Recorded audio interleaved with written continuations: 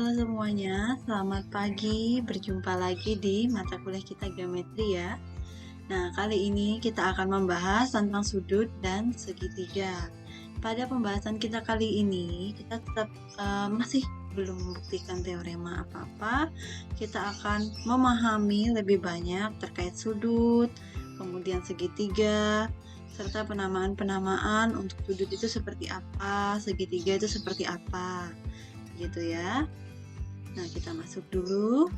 Definisi kita yang pertama itu meliputi sudut, sisi suatu sudut, dan titik sudut. Suatu sudut itu adalah gabungan dari dua sinar garis. Masih ingat ya, dua sinar garis dengan titik ujung yang sama. Kedua sinar garis disebut sebagai sisi sudut, gitu. Nah, kemudian titik yang sama itu kita sebut sebagai titik sudut. Selanjutnya, kalau teman-teman bisa lihat di sini, ini yang dinamakan sudut, bentuknya nanti seperti ini. Jadi, kita punya sinar garis CA, kemudian CD. Nah, CA dan CD ini sama-sama berpangkal di titik C ya. Nah, ini untuk menamai sudut ini, jadi nanti kita menggunakan salah satu titik di awal. Boleh A, boleh D. Kemudian diikuti dengan C. Kemudian gunakan lagi salah satu titik di akhir. Nah, contohnya seperti apa? Nah, perhatikan bahwa sudut ACD, ini ya sudut ACD. Jadi nanti sudut itu menggunakan tanda ini ya untuk menyatakan sudut. Sudut ACD, kemudian kalau kita ambil lagi nih ada satu titik B misalnya BCD. Sudut BCD itu adalah nama untuk sudut yang sama. Nah, begitu juga untuk sudut DCA atau DCB ini gitu. Tapi kalau teman-teman mau lebih singkat penulisannya, kita bisa menggunakan sudut C, begitu saja. Jadi yang kita ambil titik sudutnya ini gitu. Nah, tapi kalau kasusnya seperti ini, kita tidak bisa langsung menyatakan kalau ini sudut B. Tidak bisa langsung menyatakan seperti ini. Karena apa? Sudut B ini kan ada 3 nih. Bisa jadi sudut B ini yang satu, sudut B itu yang kedua, dan sudut yang ketiga. Nah, sudut B ini kan dapat berarti sudut A, BD. Yang satu tadi. Bisa jadi A, D, B, C. Atau A, B, C. Begitu. Sehingga alternatifnya, tadi ini kita beri nomor.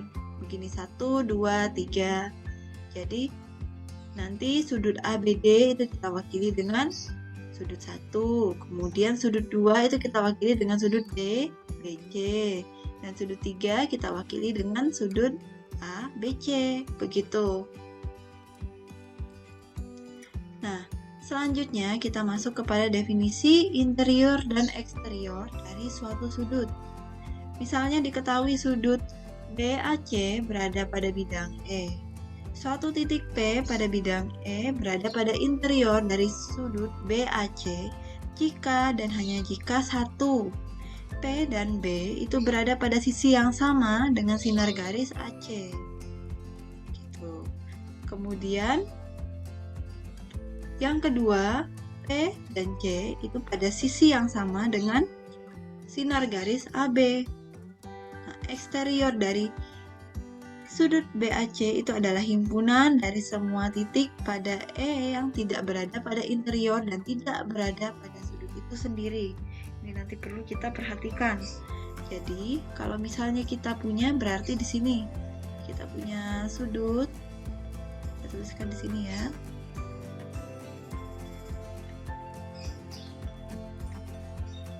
B A. Oh maaf, sudutnya terbalik ya. Saya hapus dulu.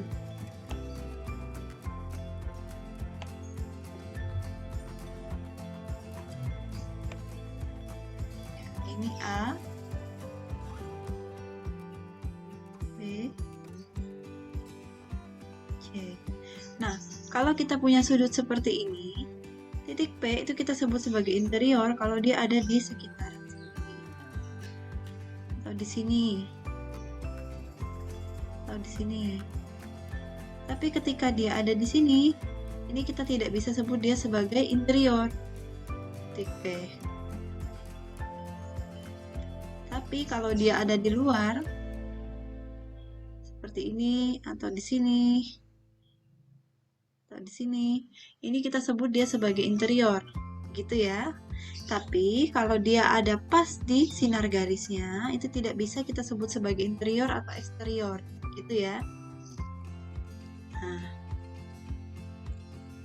selanjutnya kita punya definisi berikutnya tentang segitiga, titik sudut, sudut dari suatu segitiga. Jika A, B, dan C adalah sembarang titik-titik yang tidak kolinear, artinya tidak segaris ya, masih ingat? Maka gabungan dari ruas garis AB, ruas garis AC, dan ruas garis BC itu kita sebut sebagai segitiga. Dan dilambangkan sebagai segitiga ABC. Jadi gambarnya seperti ini untuk notasinya.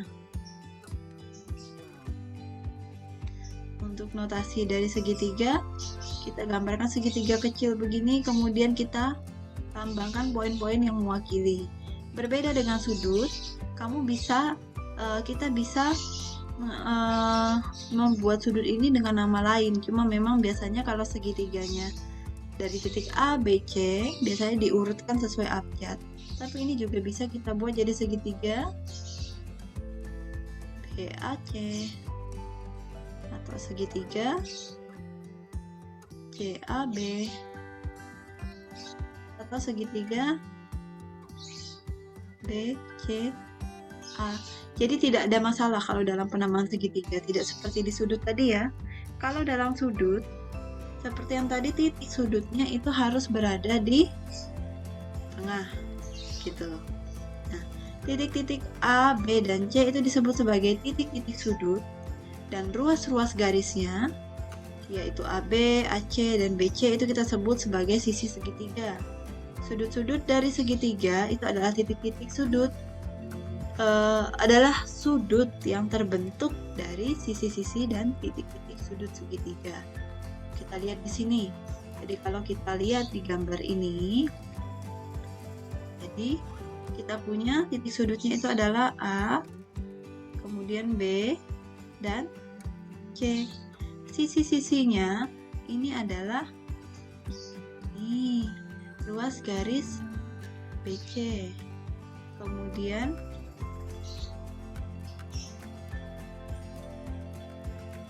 ruas garis AC, kemudian ruas garis AB. Nah, sudutnya yang mana, Bu? Nah, kalau yang di sini ada 3 sudut berarti ya. Yang ini namanya nanti sudut B, ini sudut A, yang ini sudut C. Begini. Gitu. Jadi untuk sudut-sudutnya. Nah, kemudian kita punya definisi juga. Kalau tadi di sudut itu ada interior dan eksterior, segitiga juga ada. Jadi, satu titik berada pada interior dari suatu segitiga jika dan hanya jika titik tersebut berada dalam interior dari setiap sudut segitiga tersebut. Nah, ingat di sini dari setiap. Ini ya, dari setiap sudut segitiga tersebut. Interior dari setiap sudut segitiga tersebut. Suatu titik berada pada eksterior dari segitiga jika dan hanya jika titik tersebut koplanar dengan segitiga. Ingat koplanar? Artinya sebidang ya. Tetapi bukan merupakan bagian dari segitiga maupun interior dari segitiga tersebut. Nah, kalau kita perhatikan di gambar ini kita punya segitiga PQR. Pada segitiga PQR itu ada 3 titik. X, Y, Z. Titik X itu bisa kita katakan terletak pada interior dari segitiga PQR Karena apa? Ini ada pada setiap, jadi titik X ini ada pada setiap interior dari sudut-sudutnya, baik interior dari sudut Q, interior dari sudut P, maupun interior dari sudut R. Bisa membayangkan ya? Nah, kemudian titik Y itu tidak berada baik pada interior maupun eksterior dari segitiga. Karena apa? Karena dia berada di salah satu ruas garisnya, gitu. Salah satu ruas garis segitiga. Jadi dia luput, masih ada yang luput di sini. Jadi dia di interiornya sudut Q dia masuk, tapi di interior dari sudut R dan sudut P dia tidak masuk, gitu ya. Nah, kemudian titik Z itu berada pada eksterior dari sudut PQR, gitu. Jadi nanti kalau dari sini yang tidak bisa kita tentukan adalah titik G. Ini bukan interior maupun eksterior. Kalau titik X ini interior, titik Z itu adalah eksterior, begitu ya. Oke, yang selanjutnya itu kita punya definisi dari perimeter. Perimeter dari suatu segitiga adalah jumlah panjang dari ketiga sisinya. Saya rasa ini tidak begitu susah untuk dipahami ya, seperti keliling pada segi 4 gitu. Jadi misalnya kita punya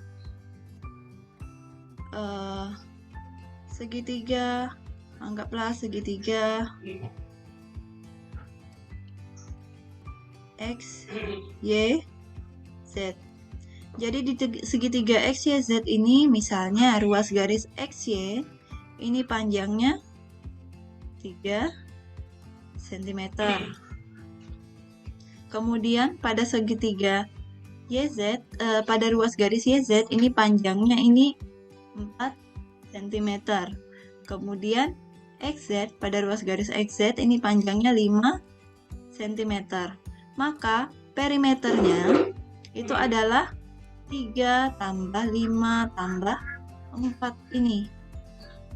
Jadi seluruh kelilingnya kita tambahkan, yang sama dengan ini 7 ditambah 5 adalah 12. Begitu ya teman-teman ya. Saya harap dari penjelasan saya terkait definisi dari sudut, kemudian atribut-atributnya, eksterior dan interior, kemudian kita masuk ke segitiga, ini semuanya bisa dipahami dengan baik. Minggu depan kita akan masuk pada bagian yang ketiga, kaitannya dengan segitiga juga. Sehingga dari kemarin memang kita membahas definisi-definisinya dulu, supaya nanti kita sudah familiar ya, paling tidak familiar dengan beberapa definisi, kemudian definisi dan postulat yang sudah kita pelajari, ini nanti bisa kita terapkan untuk membuktikan teorema pada bagian yang ketiga besok. Oke, saya rasa sampai di sini dulu penjelasan saya. Silahkan jika ada pertanyaan, kalian bisa masuk ke Bella. Kemudian nanti dibuka forumnya. Kemudian nanti buat diskusi baru. Nanti saya akan standby di sana menunggu jawaban, menunggu ini kalian ya, menunggu pertanyaan atau pendapat kalian. Oke, terima kasih semuanya. Selamat belajar.